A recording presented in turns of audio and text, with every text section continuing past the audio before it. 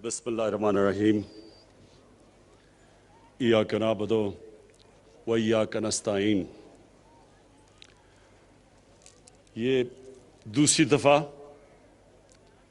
मैं गिलगित बल्तिस्तान उस मौके पे आया हूँ जो एक खुशी का मौका है कि जिधर 73 साल पहले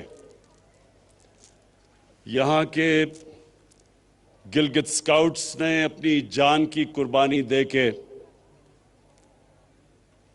गिलगित बल्तिस्तान को आज़ाद करवाया। तो मुझे आज बड़ी खुशी है कि मैं अब दूसरी दफ़ा फिर दूसरे साल फिर यहाँ आपके साथ खुशी बनाने आया हूँ। और इंशाअल्लाह जब तक मैं वज़ीर आज़म रहूँगा मेरी हमेशा कोशिश होगी कि ये जो दिन है 1 नवंबर ये मैं आपके साथ गुजारूं।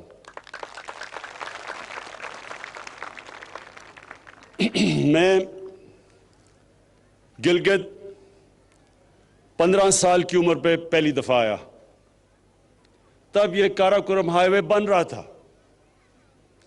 मैं अपने स्कूल की ट्रैकिंग टीम के साथ आया और वो जब 15 साल से मुझे ट्रैकिंग का शौक हुआ वो आज तक है।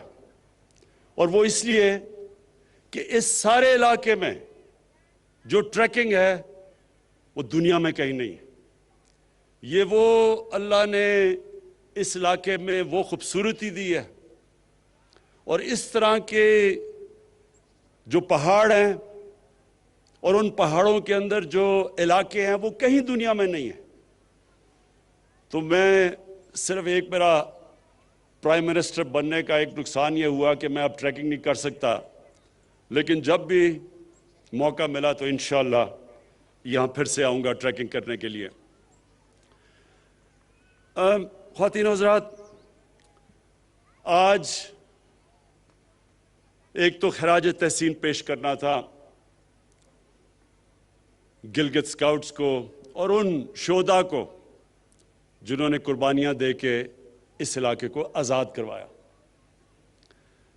दूसरा, मैंने आज गिलगित बल्तिस्तान के लोगों को दूसरी भी मुबारक देनी थी और वो ये कि जो हमने फैसला किया है कि गिलगित बल्तिस्तान को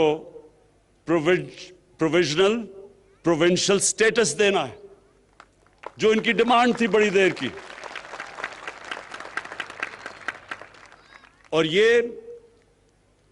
यूएन सिक्योरिटी काउंसिल्स की रेजोल्यूशन के बीच में रखते हुए हमने फैसला किया है। वो सिक्योरिटी काउंसिल की जो रेजोल्यूशंस हैं उसके बीच में हमने फैसला किया है।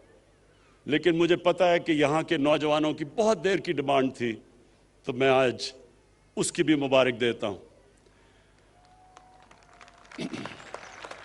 अब जहाँ तक पैकेज की बात की और डेवलपमेंट की, वो मैं आज बात इसलिए नहीं कर सकता क्योंकि इलेक्शंस के दिन है। लेकिन मैं सिर्फ ये कहता हूँ कि हमारी गवर्नमेंट की पॉलिसी, ख़ास तौर पे हमारी गवर्नमेंट की पॉलिसी ये है कि अपने कमज़ोर तबके को उठाया जाए, जो हमारे गरीब हैं, जो पीछे रह गए हैं, जो 25% पाकिस्तानी गुर्बत की लकीर से नीचे हैं। सबसे बड़ी प्रायोरिटी है कि उनको हम कैसे ऊपर लेके आएं। और दूसरी, जो पाकिस्तान के इलाके पीछे रह गए, जिस तरह गिलगित बल्तिस्तान पीछे रह गया है, और उसकी बहुत बड़ी वजह यह थी कि यह कट ऑफ था। जब तक कि काराकोरम हाईवे नहीं बना, इधर शायद ही कोई आता था और डेवलपमेंट की चांस नहीं थी, तो इसलिए यह पीछे रह गया है। लेकिन हमारा कबायली इलाका भी पीछे रह गया है, बलूचिस्तान भी पीछे रह गया है, सारे जो मगरबी डिस्ट्रिक्ट्स हैं पंजाब के अंदरून सिंध वो पीछे रह गए हैं। तो हमारी पूरी कोशिश है कि सारे इलाके उनको उठाया जाए और जो फिर से मैंने कहा जो हमारा कमज़ोर तबका, जो गरीब लोग, जो इस वक्त 2 वक्त की रोटी सही तरह नहीं खा सकते, उनको ऊपर उठाया जाए। तो इंशाअल्लाह आने वाले दिनों में आप देखते रहेंगे کہ ہم جس طرف جا رہے ہیں، ہماری جو سارا ڈیولپمنٹ کا پروگرام ہے وہ جائے گا ہی اس طرف، ان علاقوں میں جو پیچھے رہ گئے۔ میں کیونکہ آج میرے فوجی بھی سامنے کھڑے ہیں، جوان سامنے کھڑے ہیں، میں ساری اپنی قوم کو اہمیت بتانا چاہتا ہوں کہ کتنا ضروری ہے ایک مضبوط فوج کی، ایک مضبوط فوج کا ہونا پاکستان کے لیے۔ یہ میں اپنی ساری قوم کو بھی بتانا چاہتا ہوں۔ آج اب ساری مسلمان دنیا میں دیکھیں، شروع کریں لیبیا سے، پھر صومالیہ پہ جائیں، پھر سیریا جائیں، پھر یمن جائیں، پھر افغانستان کو دیکھیں، پھر عراق کو دیکھیں، تباہی مچی ہوئی ہے، یا جنگیں ہو چکی ہیں یا ہو رہی ہیں، لیکن عوام مشکل میں ہے، مشکلوں کا سامنا کر رہے ہیں لوگ۔ اور اس کے بعد یہ دیکھیں کہ ہمارے ملک کا جو اس وقت ہمسایہ ہے، ہندوستان میں آج وہ حکومت آئی ہے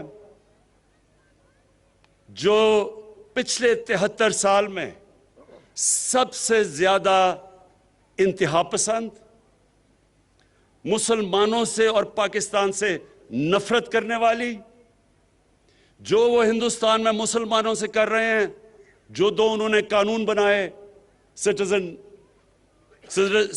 شپ لا اور ایک اور رجسٹریشن لا، یہ ہیں ہی مسلمانوں کی طرف کہ ان کو ایک برابر کا شہری ہندوستان میں نہ سمجھا جائے۔ اور جو انہوں نے کشمیر میں کیا 5 اگست 2019 کو، کسی ہندوستان کی حکومت نے وہ نہیں کیا کشمیر کے لوگوں سے جو اس انتہا پسند، ریسسٹ، ٹوٹیلیٹیرین، جو ریشل سپریمیسی میں بلیو کرتی ہے، باقی انسانوں کو برابر نہیں سمجھتی، ہندوتا کا جو نعرہ لے کے آئی ہے۔ انہوں نے جو کشمیریوں پہ ظلم کیا، کبھی اس طرح کا ظلم پہلے نہیں ہوا۔ تو اس تناظر میں دیکھنا چاہیے کہ کتنی ضرورت ہے آج ہمیں ایک مضبوط پاکستان کی فوج کی اور سیکیورٹی فورسز کی۔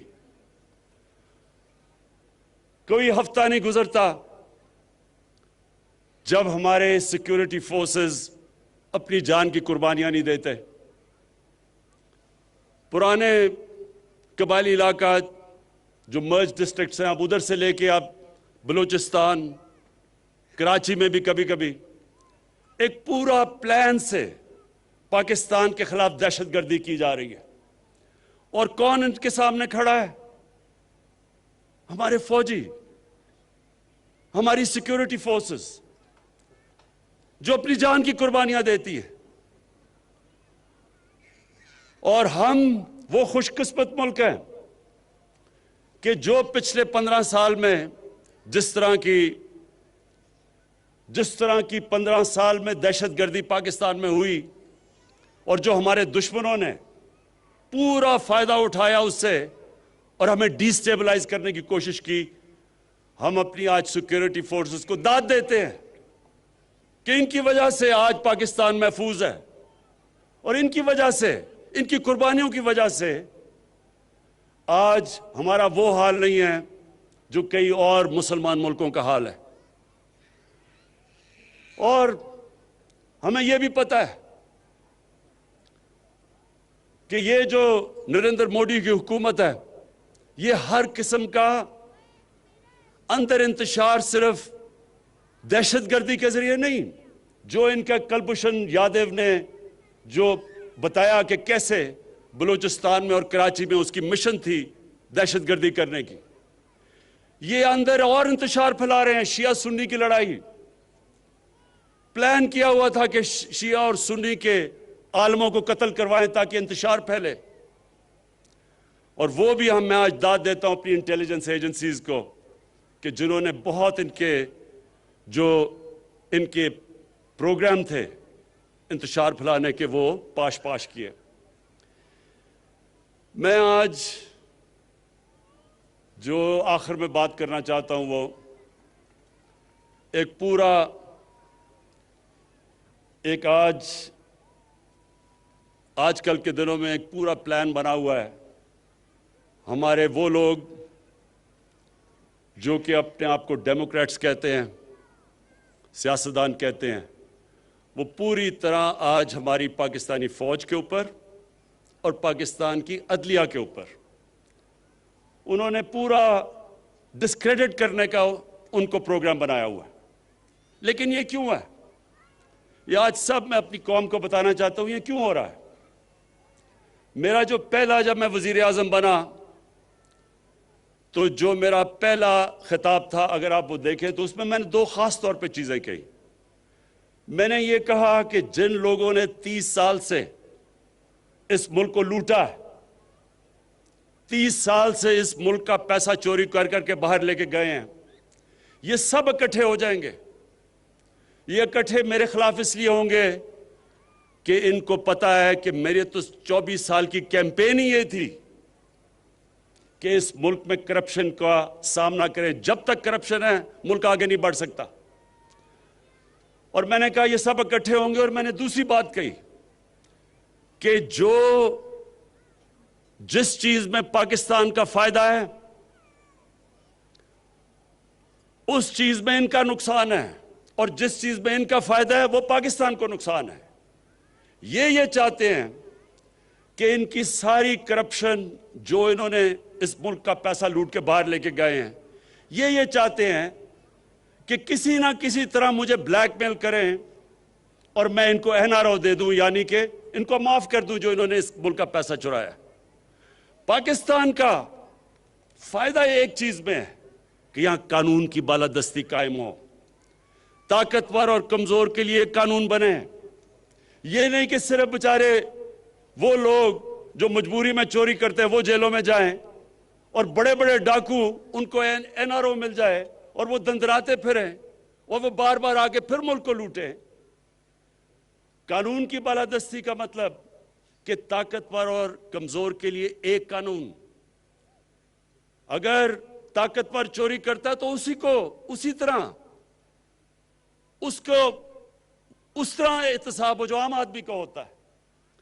تو یہ میں نے کہا کہ ان کا جو انٹرسٹ ہے وہ پاکستان کے انٹرسٹ کے خلاف ہے، اور یہ آج ثابت ہو رہا ہے. سب اکٹھے بھی ہو گئے ہیں اور پوری طرح بلیک میل. پہلے انہوں نے مجھے بلیک میل کرنے کی کوشش کی معاشیت پہ، الیکشن جی غلط ہو گیا، ہم نے کہا کھول دو الیکشن، ادھر سے بھی بھاگ گئے.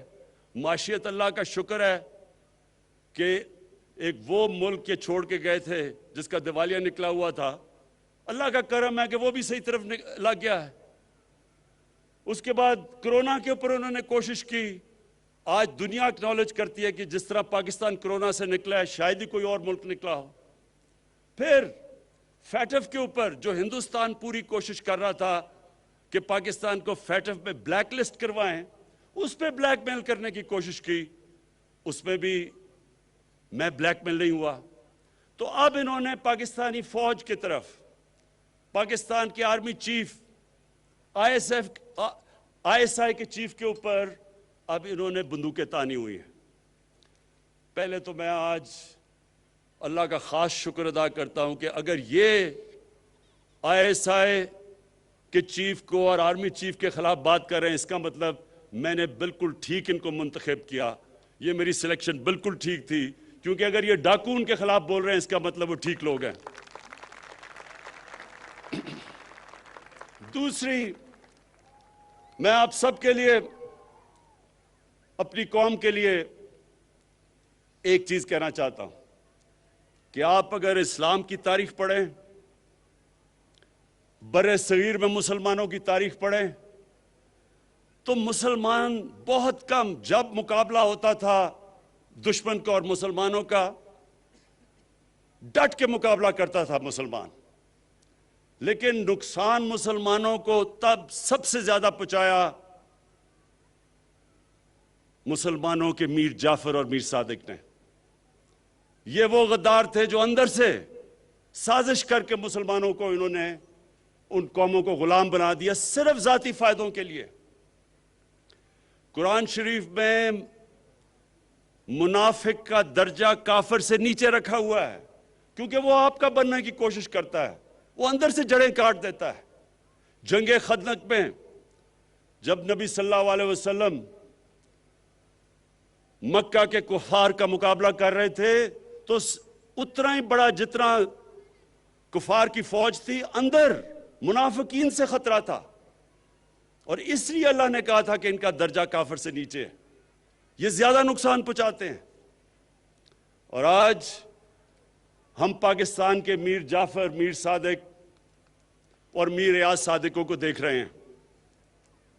یہ وہ لوگ ہیں جو آج نریندر مودی کی زبان بول رہے ہیں۔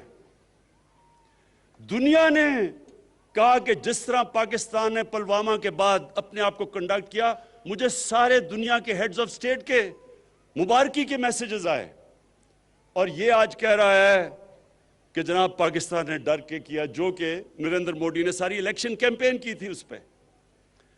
اور سارا مقصد، ان کا مقصد ہے کیا؟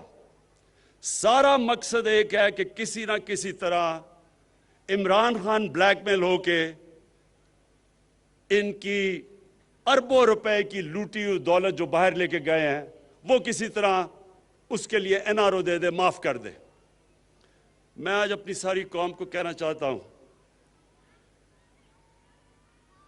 کہ عمران خان کبھی ان ڈاکوؤں کو معاف نہیں کرے گا،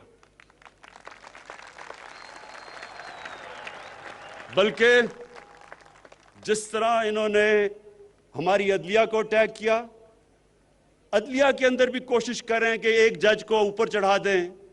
جب ان کو معاف کیا گیا حدیبہ پیپر مل میں سپریم کورٹ نے، تو تب وہ عدلیہ ٹھیک تھی، لیکن جب ان کے خلاف 5 ممبر بینچ کا فیصلہ آتا ہے جو آج باہر بھاگا ہوا ہے، اس کے اوپر منی لانڈرنگ کا فیصلہ آتا ہے، تو تب عدلیہ بری ہے۔ اسی طرح جو فوج کے اوپر پریشر ڈالا ہوا ہے، یہ صرف اور صرف کوشش ہے کہ کسی طرح ہم اتنے پریشر میں آئیں کہ ہم ان کو معاف کر دیں۔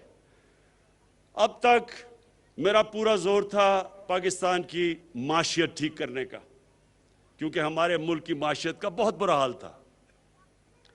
معیشت کے اوپر ابھی بھی میں زور لگاؤں گا۔ یہ میں آپ سب کو کہہ دوں کہ ابھی بھی انشاءاللہ معیشت پہ زور لگا رہے ہیں، کیونکہ وہ اللہ کا کرم ہے، صحیح طرف نکل گئی ہے۔ لیکن اب میں قانون کی بالادستی کے اوپر اتنا ہی زور لگاؤں گا۔ جو سٹیٹ کے ادارے ہیں، ان کو اب میں خود دیکھوں گا کہ اس ملک میں قانون کی بالادستی قائم کرے، اور یہ جو طاقتور، اس ملک کے طاقتور مجرم، یہ جو اس ملک کو بلیک میل کرنے کی کوشش کر رہے ہیں، ان کو قانون کے نیچے لے کے آئیں۔